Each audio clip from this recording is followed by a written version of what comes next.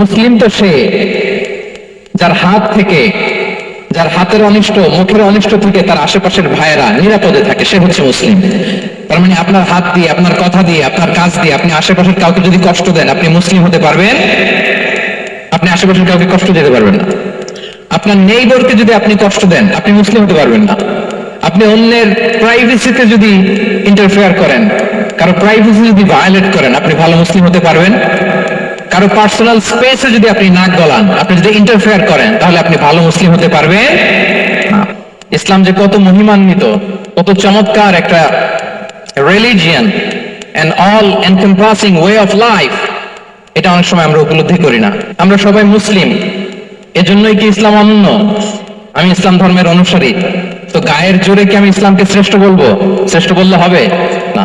আল্লাহ তাআলা এমন কিছু ক্যারেক্টারিস্টিক্স, এমন কিছু ফিচার দিয়ে ইসলামকে সৌন্দর্যমণ্ডিত করেছেন, বিউটিফাই করেছেন, ফলে বাই ডিফল্ট ইসলাম শ্রেষ্ঠ। আল্লাহু আকবার। এটা জোর করে, তর্ক করে, চাপার জোরে ইসলামকে শ্রেষ্ঠ প্রমাণ করা লাগবে না। বাই ডিফল্ট ইসলাম শ্রেষ্ঠ। এমন কিছু ফিচার আল্লাহ তাআলা আমাদেরকে দিয়েছেন ইসলামের ভেতরে, যে কারণে ইসলাম বাই ডিফল্ট এটা শ্রেষ্ঠ একটি ধর্ম। তাহলে প্রথমে ইসলামকে আল্লাহ তাআলা কি কি অনন্য ফিচার, ক্যারেক্টারিস্টিক্স, বৈশিষ্ট্য দিয়ে ধন্য করেছেন। আমরা যদি এই টপিকে কথা বলি, তাহলে দেখব যে আল্লাহ তাআলা ইসলামকে একটা knowledge based way of life বানিয়েছেন। এটা জ্ঞান ভিত্তিক ধর্ম। অজ্ঞতার সাথে, ইগনোরেন্সের সাথে এই ধর্মের কোনো সম্পর্ক নেই। এবং ইসলামের প্রথম যে বাণীটি, কোরআনের প্রথম যে আয়াতটি, দ্য ভেরি ফার্স্ট ভার্স আল্লাহ তাআলা যে নাজিল করেছেন, সেখানে আল্লাহ তাআলা আমাদেরকে জ্ঞানার্জনের কথা বলেছেন। হেরা গুহায় সূরা আলাকের প্রথম যে আয়াতটি নাজিল হয়েছে, সেটি কি ছিল? ইকরা। আওয়াজ করে বলুন, সেটি কি? ইকরা বিসমি রাব্বিকাল্লাযী খালাক, read in the name of your lord who has created, পড়ো তোমার প্রভুর নামে যিনি শিখিয়েছেন। তাহলে ইসলামের প্রথম কথাই হচ্ছে পড়ো, এক্সপ্লোর করো, ইনোভেট করো, ডেভেলপ করো। ইসলামের প্রথম কথাই হচ্ছে পড়া। জ্ঞানের সাথে নিজেকে জুড়ে রাখো, অজ্ঞতার সাথে ইসলামের কোনো সম্পর্ক। এবং জ্ঞানকে আল্লাহ রাসূল সাল্লাল্লাহু আলাইহি ওয়াসাল্লাম বিশ্বময় ছড়িয়ে দিতে বলেছেন। Knowledge has no boundaries. তিনি বলেছেন বাল্লিগু আন্নি ওয়ালাউ আয়া, একটি আয়াত হলেও আমার পক্ষ থেকে গোটা বিশ্বে ছড়িয়ে দাও। এবং জ্ঞানের রাস্তায়, জ্ঞানের পথে যে অগ্রসর হয়, আল্লাহর হাবিব সাল্লাল্লাহু আলাইহি ওয়াসাল্লাম বলেন, যে ব্যক্তি জ্ঞানের পথে অগ্রসর হয়, সে মূলত জান্নাতের পথেই অগ্রসর হয়। মান সালাকা তারিকান ইয়ালতামিসু ফীহি ইলমান সাহালাল্লাহু লাহু তারিকান ইলাল জান্নাহ। যে জ্ঞান অর্জনের জন্য সামনে আগায়, সে মূলত জান্নাতের দিকে আগায়। আল্লাহু আকবার। তাহলে ইসলাম একটা নলেজ বেসড রিলিজিয়ান। এখানে আমাদের গোজামিল দেওয়ার কোনো সুযোগ নাই। এটা জ্ঞান ভিত্তিক ধর্ম। এজন্য এই ধর্ম পেয়ে, এই ওয়ে অফ লাইফ যে আমরা প্র্যাকটিস করি, আমাদের প্রাউড ফিল করার দরকার আছে না নাই? বলেন, প্রাউড ফিল হয় না? আচ্ছা, এক নাম্বার হচ্ছে নলেজ বেসড রিলিজিয়ান। দ্বিতীয়ত হচ্ছে ইসলাম হচ্ছে দীনুল ইনসানিয়া, মানবতার ধর্ম। মানবতাকে ইসলাম অনেক গুরুত্ব দেয়। মানুষের সম্মান, মর্যাদা সবচাইতে বেশি। ইসলাম মানুষকে বলে আশরাফুল মাখলুকাত। আল্লাহ তাআলা বলছেন ওয়ালাকাদ কাররামনা বানি আদম, I have dignified the status of the son of Adam. আদমের সব সন্তানদেরকে আমি মর্যাদা দিয়েছি। তিনি বলেননি যে আমি মুমিনদেরকে শুধু মর্যাদা দিয়েছি, শুধু মুসলিমদের মর্যাদা দিয়েছি, কেবলমাত্র মুসল্লিদেরকে মর্যাদা দিয়েছি, এমন তিনি বলেননি। ওয়ালাকাদ কাররামনা বানি আদম, গোটা বনি আদমকে, মুসলিম অমুসলিম নির্বিশেষে সব বনি আদমকে আমি সম্মানিত করেছি। আল্লাহু আকবার। এভাবে ইসলাম মানবতার কথা বলে এবং মানুষের জন্য যে কাজ করে, ইসলাম তাকে শ্রেষ্ঠ মানুষ বলেছে। খায়রুন নাস আনফাউহুম লিন-নাস, মানুষের মধ্যে শ্রেষ্ঠ সে মানুষ যে অন্যের কাজে লাগে, যে মানবতার উপকারে আসে, সে শ্রেষ্ঠ মানুষ। এভাবে ইসলাম মানবতার জয়গান গেয়েছে। আল্লাহ রাসূল সাল্লাল্লাহু আলাইহি ওয়াসাল্লামের সামনে দিয়ে একবার একটা লাশ যাচ্ছিল। তিনি সাহাবাদেরকে নিয়ে বসেছিলেন। হঠাৎই লাশ দেখে রাসূল সাল্লাল্লাহু আলাইহি ওয়াসাল্লাম দাঁড়িয়ে গেলেন। আপনি কি জানেন বাংলাদেশের হাজার হাজার মা বাবা প্রতিদিন কেন এই বইটি অর্ডার করছেন? কারণ তারা এমন একটি সাহাবারা বললেন, ইয়া রাসূলুল্লাহ ইন্নাহু ইয়াহুদি, এটা ইহুদির লাশ। কার লাশ? জুইশ, ইহুদির লাশ। আপনি দাঁড়ালেন যে? রাসূল সাল্লাল্লাহু আলাইহি ওয়াসাল্লাম বললেন আওয়ালাইসাত নাফসান, সে হোক ইহুদি, সে কি মানুষ নয়? এটা কি একটা প্রাণ নয়? এটা কি একটা আত্মা নয়? আমি তো ইহুদি খ্রিস্টান আস্তিক নাস্তিক সেটা দেখিনি, আমি মানুষ, এ কারণে সম্মান দিয়ে দাঁড়িয়ে গিয়েছি। আল্লাহু আকবার। তাহলে ইসলাম হচ্ছে দ্য রিলিজিয়ন অফ হিউম্যানিটি, মানবতার ধর্ম।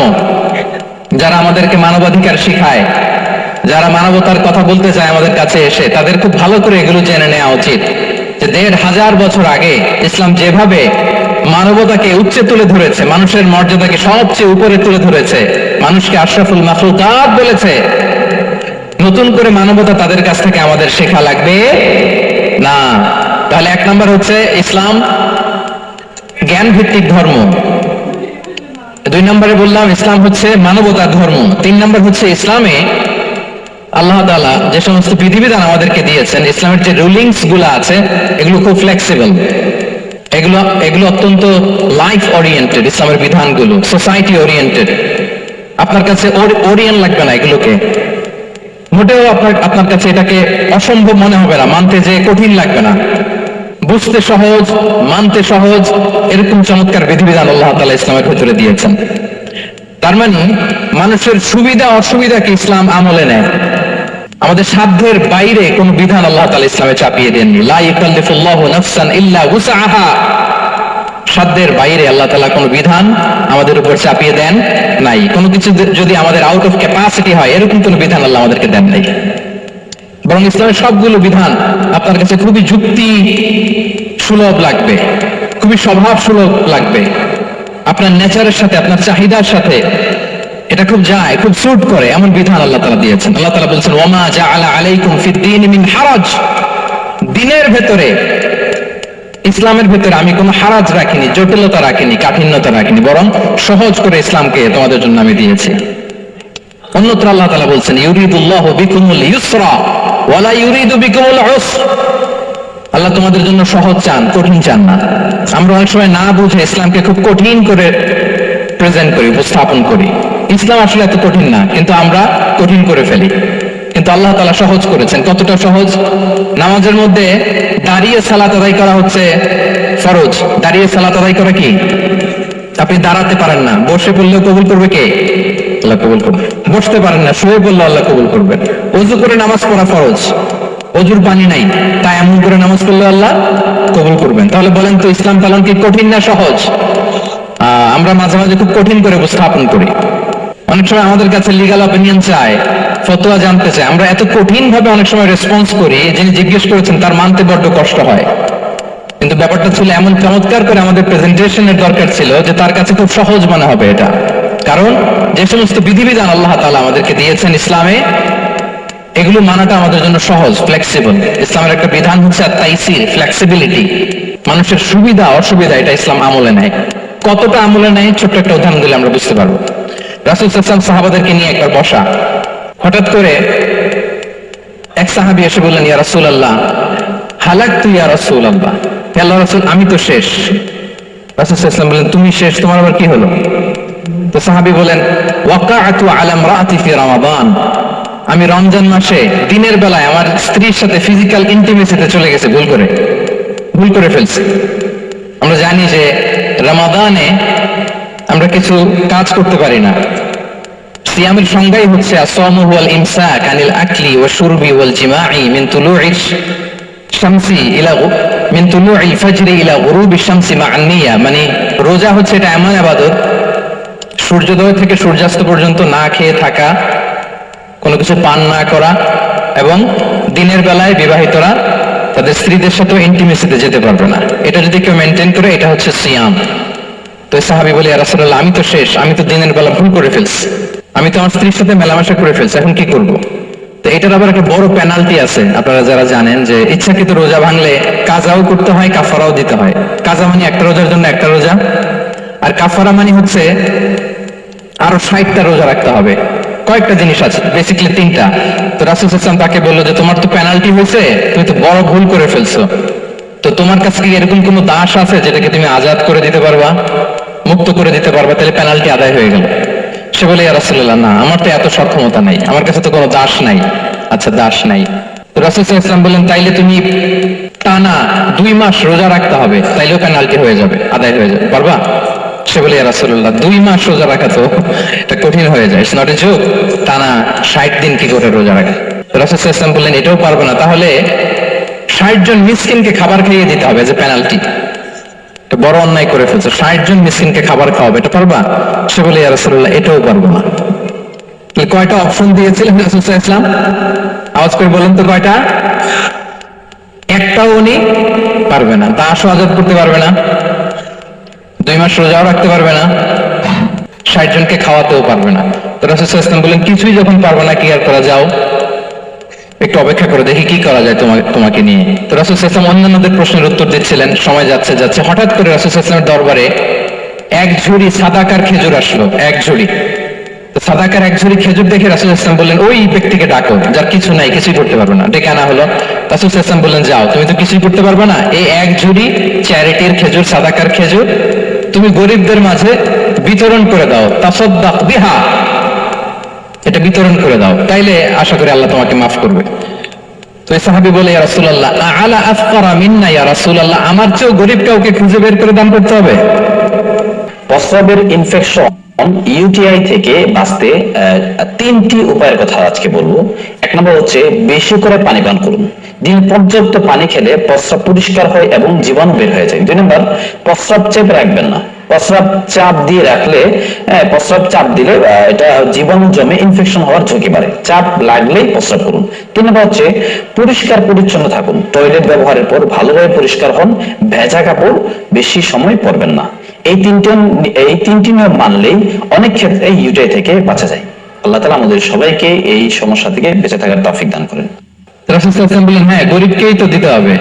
তো উনি বললেন যে রাসূলুল্লাহ পুরো মদিনার তল্লাটে আমার চাইতে গরিব কেউ আর নাই, আমি সবচাইতে গরিব।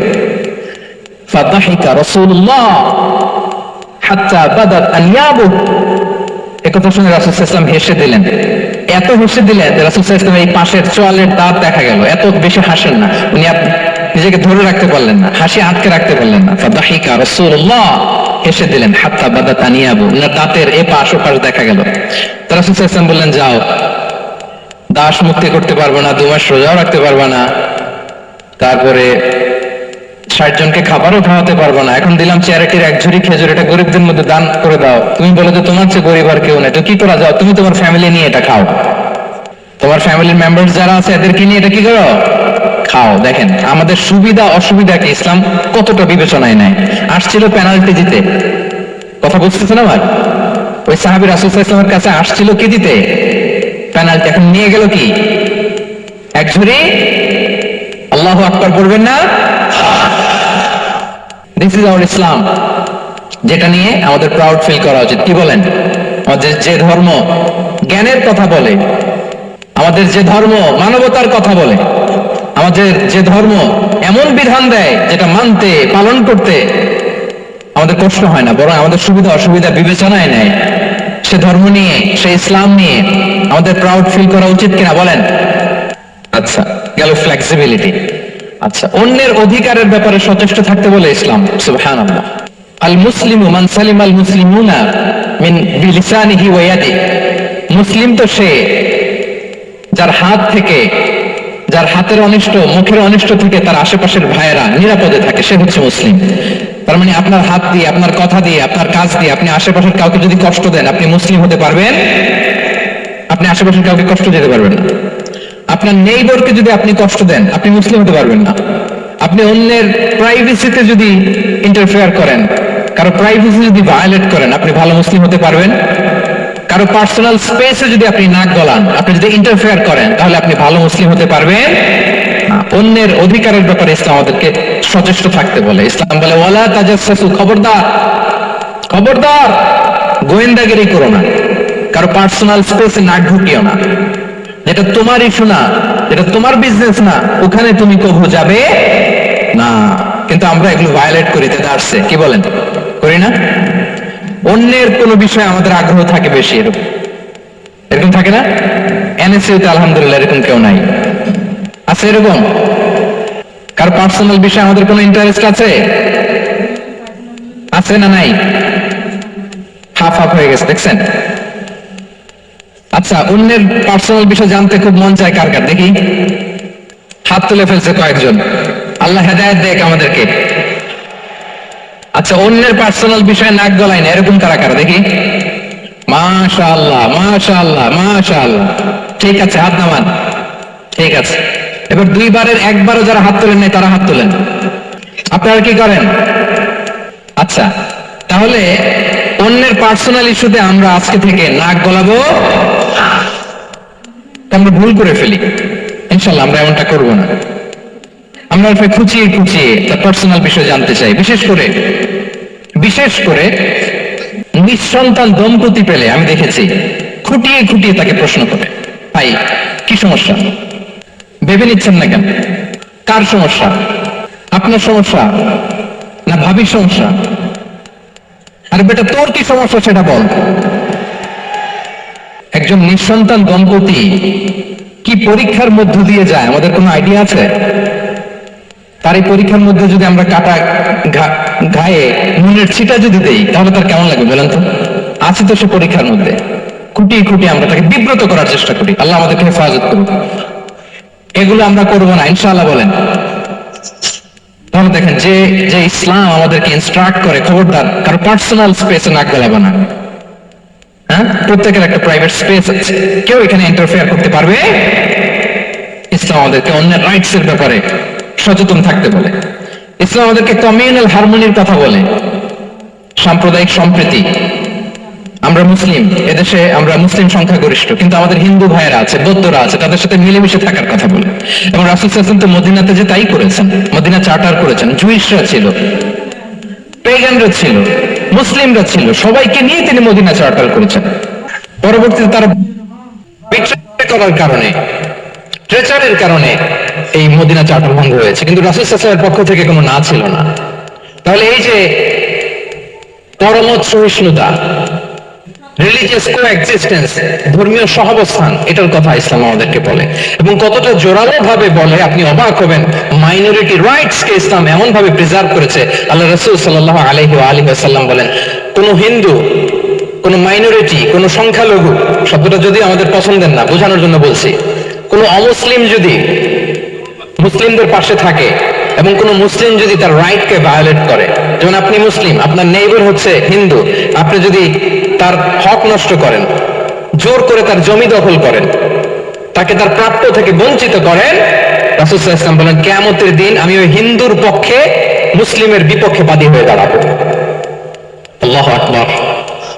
রাসূল সাল্লাল্লাহু আলাইহি ওয়াসাল্লাম ওই হিন্দুর পক্ষে, আমি রাসূল সাল্লাল্লাহু আলাইহি ওয়াসাল্লামের উম্মত, আমার বিপক্ষে দাঁড়াবেন। আল্লাহু আকবার। What a marvellous statement. আল্লাহু আকবার।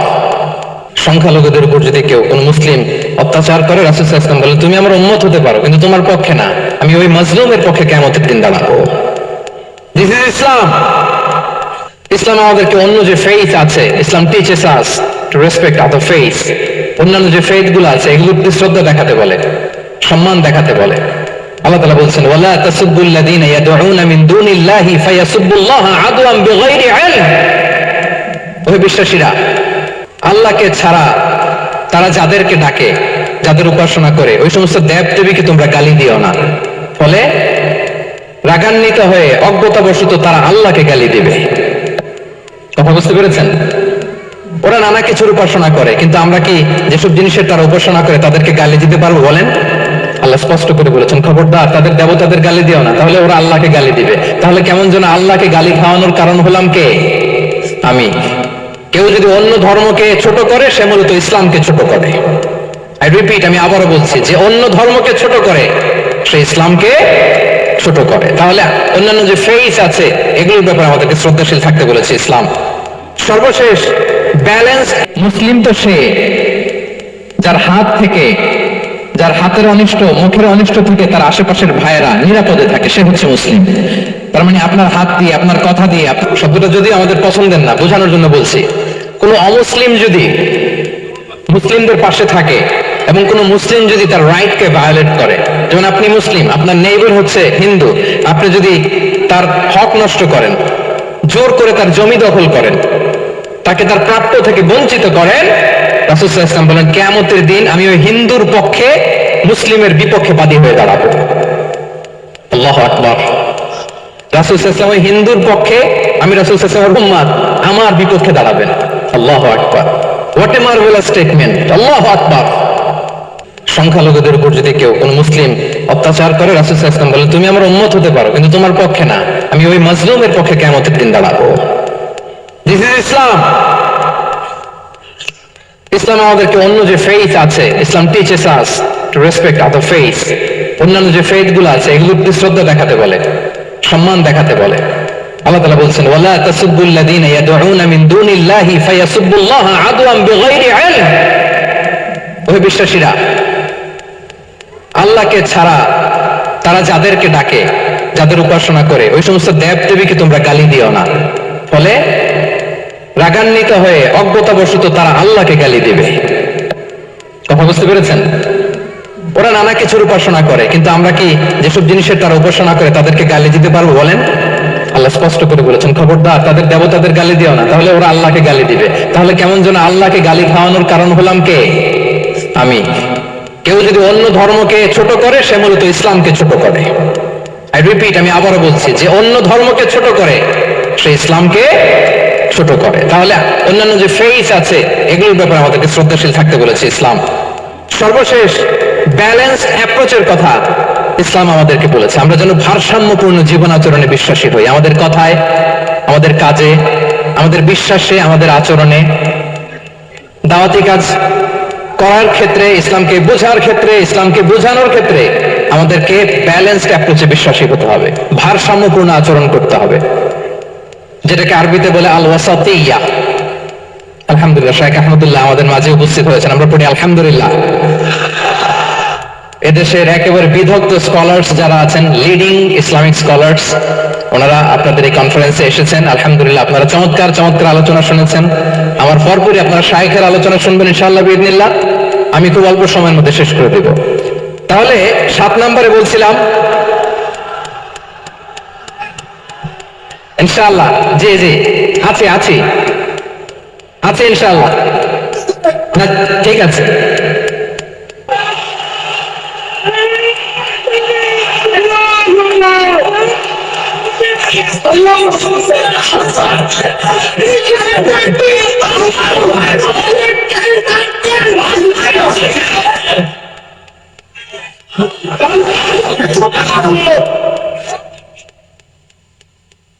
সম্মানিত শ্রোতী মণ্ডলী, ওয়াকাযালিকা জাআলনাকুম উম্মাতান ওয়াসাতা লিতাকুনু শুহাদাআ আলান নাস ওয়া ইয়াকুনা রাসূলু আলাইকুম শাহীদা। আমরা হচ্ছে মধ্যমপন্থী জাতি। ইসলাম আমাদেরকে বাড়াবাড়িও শেখায় না, ছাড়াছাড়িও শেখায় না, বরং মাঝামাঝি থাকতে বলে। আলহামদুলিল্লাহ বলেন। আমরা শিথিলপন্থীও নই, আমরা কট্টরপন্থীও নই, বরং আমরা মধ্যমপন্থী। আমরা কোন পন্থী বলেন তো? আওয়াজ করে, আমরা কোন পন্থী? মধ্যমপন্থী। তাহলে ইসলাম বোঝার ক্ষেত্রে, বোঝানোর ক্ষেত্রে, ইসলাম পালন করার ক্ষেত্রে, অনুশীলন করার ক্ষেত্রে আমাদেরকে মধ্যম পন্থা অবলম্বন করতে হবে। বাড়াবাড়িও করা যাবে না, ছাড়াছাড়িও করা যাবে। আমরা শিথিলপন্থীও নই, কট্টরপন্থীও নই, আমরা হচ্ছে মধ্যমপন্থী। তাহলে এরকম অনেকগুলো ফিচার দিয়ে আল্লাহ তাআলা ইসলামকে বৈশিষ্ট্যমণ্ডিত করেছেন। আমি কেবলমাত্র 7টি উল্লেখ করেছি। আচ্ছা, আপনাদের কাছে কি মনে হয় এই যে ফিচারগুলো দিয়ে আল্লাহ তাআলা ইসলামকে বৈশিষ্ট্যমণ্ডিত করেছেন, ওই ইসলাম পেয়ে এই মুসলিম আইডেন্টিটি নিয়ে আমাদের প্রাউড ফিল করা উচিত নাকি উচিত না বলেন? Of course, absolutely. We should feel proud of our Muslim identity. যে ইসলাম আল্লাহ তাআলা আমাদেরকে দিয়েছেন, এই মুসলিম আইডেন্টিটি নিয়ে আমাদেরকে অবশ্যই গর্ব করা উচিত। এখন আমি বলবো, what should we do to protect our Muslim identity?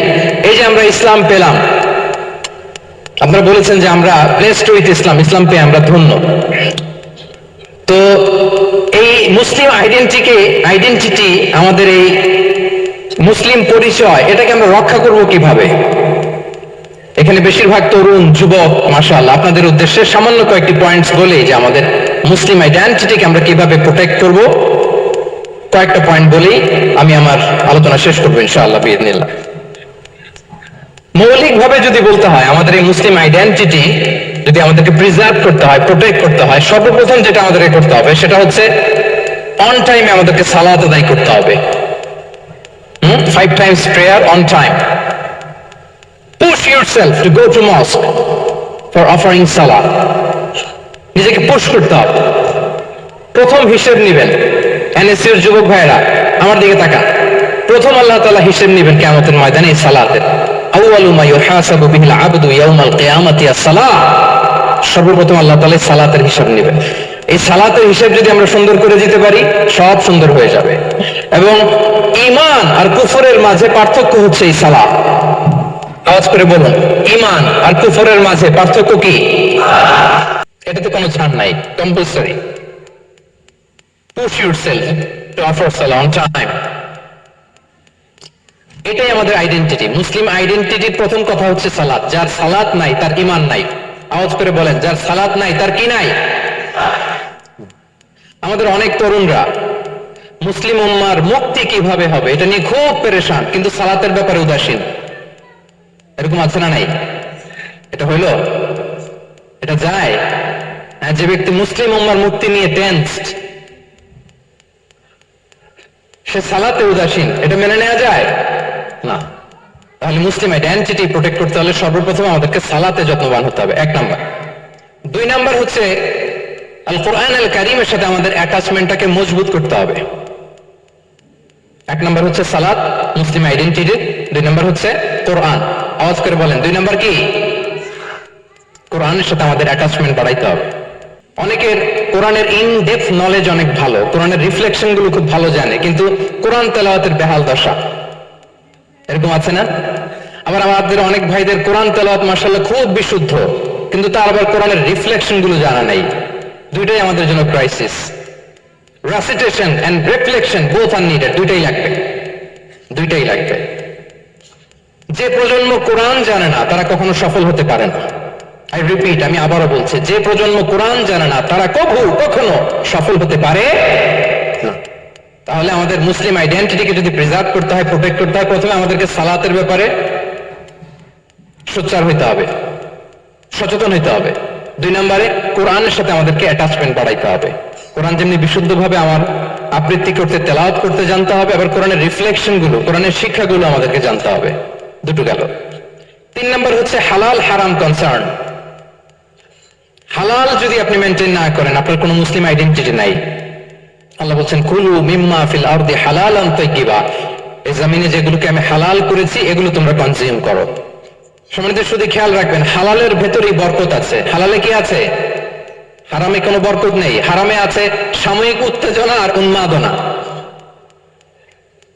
কিন্তু হালাল, এর ভেতরে আল্লাহ তাআলা বারাকা ঢুকিয়ে দিয়েছেন। তাহলে আমরা হালাল কনজিউম করব। কি বলেন? সব ক্ষেত্রে। হারাম খেয়ে, হারাম কনজিউম করে যে ব্যক্তি দোয়া করে, যারা হারাম খায় তাদের দোয়া আল্লাহ কবুল করে না। এবং হারাম খেয়ে বর্ধিষ্ণু দেহ আল্লাহ জান্নাতে প্রবেশ করবে না। লা ইয়াদখুলুল জান্নাতা জাসাদুন গুযিয়া বিল হারাম। হারাম খেয়ে যে দেহ নাদুস নুদুস হয়েছে, ওই দেহ কখনো আল্লাহ জান্নাতে প্রবেশ করবে না। এজন্য খবরদার, আমাদের সবকিছু আমরা হালাল দিয়ে সাজাবো ইনশাআল্লাহ। বলেন সবাই। আমাদের অনেকে একটা ভুল করে, সেটা হচ্ছে অনেকে খাবারের ক্ষেত্রে খুব কনসার্ন, যেটা হালাল হইতে হবে, যেটা আমি কনজিউম করব এটার ব্যাপারে খুব কনসার্ন, কিন্তু অন্যান্য বিষয়ে তার আর কোনো খেয়াল নাই, ভ্রুক্ষেপ নাই। এরকম আছে না নাই? বলেন। আমাদের সরকারি বিভিন্ন অফিসগুলোতে ঘুষ আছে না? ঘুষ আছে। দেখবেন সরকারি অনেক হিন্দু কর্মকর্তা গরুর গোশত খায় না। কেন খায় না? তার ধর্মে এটা নিষেধ, গরু খেতে চায় না। আচ্ছা, আবার সরকারি অফিসগুলোর অনেক মুসলিম কর্মকর্তা দেখবেন সরকারি কাজে থাইল্যান্ড গিয়েছে, চায়না গিয়েছে, খুঁজে খুঁজে হালাল রেস্টুরেন্ট খোঁজে। ওয়াইন খায় না, পর্ক খায় না। কারণ কেন খায় না? এটা ইসলামে নিষেধ। কিন্তু 2 অফিসারই, মুসলিম অফিসার, হিন্দু অফিসার, দুইজনই আবার ঘুষ খায়। হয় না এরকম? হিন্দু অফিসার গরুর গোশত খায় না, তার ধর্মে নিষেধ। মুসলিম অফিসার ওয়াইন খায় না, পর্ক খায় না, তার ধর্মে নিষেধ। তো ঘুষও তো 2 ধর্মের নিষেধ। কি বলেন? তাহলে যেটা খাবো, কনজিউম করবো, শুধু এইটার ব্যাপারেই কি হালাল? না। ইউর ইনকাম শুড বি হালাল, ইউর ফ্যাশন শুড বি হালাল, ইউর এন্টারটেইনমেন্ট শুড বি হালাল, ইউর রিলেশনশিপ শুড বি হালাল। আপনার রিলেশনশিপে কি হইতে হবে? এই তো আসল জায়গায় চলে আসছি এখন।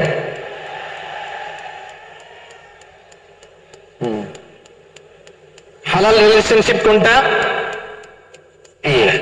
এই পবিত্র বিয়ের মাধ্যমে আমরা এই হালাল রিলেশনশিপকে উপভোগ করতে পারবো। এর বাইরে আর কোন রিলেশনশিপে যাওয়া যাবে না। প্রি ম্যারেজ রিলেশনশিপ এটা কি হালাল না হারাম? হ্যাঁ, ফতোয়া আপনারাই দিয়ে দিচ্ছেন। বলেন, বিবাহ বহির্ভূত যে কোনো রিলেশনশিপ হালাল নাকি হারাম? এক্সট্রা ম্যারিটাল যে কোনো রিলেশনশিপ বলেন হালাল নাকি হারাম? সাবধান হইতে হবে। তাহলে হালালের সাথে আমাদের সম্পর্কটাকে জোরদার করতে হবে। আচ্ছা, আপনারা আমার সাথে আছেন তো? মুসলিম আইডেন্টিটি রক্ষায় প্রথমে কি বলেছিলাম? সালাত। 2 নম্বরে অ্যাটাচমেন্ট উইথ কোরআন। 3 নম্বরে কি? হালাল মেনটেন করতে হবে। আচ্ছা গেল। 4 নম্বর হচ্ছে আমাদের একটা গুড সার্কেল মেনটেন করতে হবে always. Engage with good circle, maintain a good circle. যত টক্সিক পিপল আছে এদেরকে ইগনোর করবেন, দূরে থাকবেন। আপনাকেও ভালো করতে দিবে না, নিজেরাও ভালো থাকবেন, এরকম আছে না নাই? ভালো স্টাডি সার্কেল মেনটেন করবো আমরা। দিনের মৌলিক বিষয়গুলো শেখার জন্য একটা ভালো সার্কেল মেনটেন করব। এমন সার্কেলে থাকবেন, এমন লোককে বন্ধু বানাবেন যাকে দেখলেই আল্লাহর কথা স্মরণ হয়। কি বলেন? এরকম একটা ভালো পরিবেশ খুঁজে নেন, একটা দ্বীনি সার্কেল খুঁজে নেন। Never stop learning Islamic knowledge. যারা এই যে নলেজ শেয়ারিং সেশন করে, ইসলামিক হালাকা করে, কোরআনিক স্টাডি সার্কেল করে, এই সার্কেলগুলোর সাথে আমরা থাকবো ইনশাআল্লাহ। কি বলেন, সবাই থাকবেন তো? তা না হলে মুসলিম আইডেন্টিটি আমরা প্রোটেক্ট করতে পারবো না। আচ্ছা, 5 নম্বরে হচ্ছে এঙ্গেজ উইথ গুড ওয়ার্ক। কল্যাণমূলক কাজের সাথে নিজেকে আমরা জড়িয়ে রাখবো। এই যে টাইমটা আপনার লাইফের সবচেয়ে ক্রিম টাইম আপনি পার করছেন, বেশিরভাগ শ্রোতাই তো এখানে তরুণ এবং যুবক, এই সময় আপনি আর পাবেন না, কখনো পাবেন না। এই টাইমটাকে যেন আমরা কাজে লাগাই।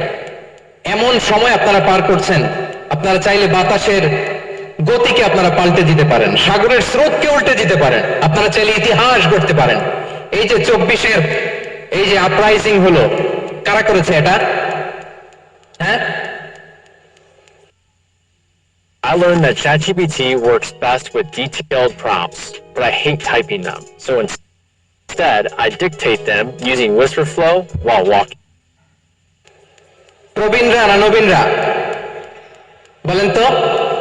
এই যে আবু সাইদ বুক টান টান করে যে দাঁড়িয়েছে, সে কি বুড়া মানুষ ছিল না যুবক ছিল আপনাদের মতো? আল্লাহ রাসূল সাল্লাল্লাহু আলাইহি ওয়া আলিহি ওয়াসাল্লাম তিনি বলেন, ইগতানিম খামসান ক্বাবলা খামসিন। 5 জিনিস ফুরিয়ে যাওয়ার আগে 5 জিনিসকে গনিমত মনে করো, গুরুত্বপূর্ণ মনে করো। এর মধ্যে একটা হচ্ছে শাবাবাকা ক্বাবলা হারামিক। তোমার বার্ধক্য আসার আগে তোমার এই যৌবনকে, প্রৌঢ়ত্বের আগে এই যৌবনকে কাজে লাগাও। এবং কিয়ামতের দিন আল্লাহ তাআলা 7 শ্রেণীর ব্যক্তিকে তার সুশীতল আরশের নিচে ছায়া দিবেন, যেদিন আল্লাহর আরশের সুশীতল ঠান্ডা ছায়া ছাড়া আর কোনো ছায়ার ব্যবস্থা থাকবে না। ওই 7 শ্রেণীর ব্যক্তির মধ্যে এক ব্যক্তি হচ্ছে ওয়াশাবুন নাশা ফি ইবাদাতিল্লাহ। এমন যুবক যে আল্লাহর ইবাদতে তার যৌবনকে কাটিয়েছে। বলেন, ওইরকম যুবক হতে আমরা চাই কি চাই না? তাহলে আমাদের এই যৌবনকে আমরা কাজে লাগাবো। 6 নম্বরে হচ্ছে কনসিস্টেন্সি, ধারাবাহিকতা, আরবিতে বলে আল মুদাওয়ামা। এই যে আজকে মাশায়েখরা এখানে কথা বলবেন, এত মোটিভেটেড হয়েছেন, কালকে থেকে মাশাআল্লাহ নামাজ, নফল রোজা, কোরআন তেলাওয়াত শুরু করছেন, কিন্তু 10 দিন পরে আবার শেষ, 1 সপ্তাহ পরে আবার আর নাই মোটিভেশন। এরকম হয় কি হয় না? আমরা কি শুধু 7 দিনের জন্য মোটিভেশন নেব আজকের কনফারেন্স থেকে, নাকি আজীবনের জন্য নেব? আজীবনের জন্য নেব। ধারাবাহিক ভাবে রেগুলার আমরা কিছু নফল ইবাদত করব, রেগুলার আমরা আধা পৃষ্ঠা হলেও আল্লাহর কিতাব কোরআন তেলাওয়াত করব, প্রতিদিন 2টি আয়াত হলেও আমরা অর্থ পড়ব, একটি হলেও আল্লাহ রাসূল সাল্লাল্লাহু আলাইহি ওয়াসাল্লামের হাদিস আমরা পড়ব। তাহলে ধারাবাহিক আমল আল্লাহর কাছে খুব প্রিয়। আহাব্বুল আ'মালি ইলাল্লাহি আদওয়ামুহা ওয়া ইন ক্বাল্লা। রাসূল সাল্লাল্লাহু আলাইহি ওয়াসাল্লাম বলেন, আল্লাহর কাছে সবচেয়ে প্রিয় আমল ওইটা যেটা আমার বান্দা নিয়মিত করে, ধারাবাহিক ভাবে করে, যদিও পরিমাণে ওইটা অল্প, যদিও পরিমাণে সেটা কি অল্প। তাহলে এই মোটিভেশনকে আমরা কন্টিনিউ করব ইনশাআল্লাহ। বলেন সবাই। সব শেষে খুবই গুরুত্বপূর্ণ হাম্বলনেস, বিনয় থাকতে হবে আমাদের, ডাউন টু আর্থ হইতে হবে। আমাদের মুসলিম আইডেন্টিটির সাথে অ্যারোগেন্সের কোনো সম্পর্ক নাই। ওমা তাওয়াদা আহাদুন লিল্লাহি ইল্লা রাফাআহুল্লাহ। রাসূল সাল্লাল্লাহু আলাইহি ওয়াসাল্লাম বলেন, যে আল্লাহর জন্য বিনয়ী হয়, নিচু হয়, আল্লাহ তাকে সম্মানিত করেন। বলেন, আমরা সম্মানিত হতে চাই কি চাই না?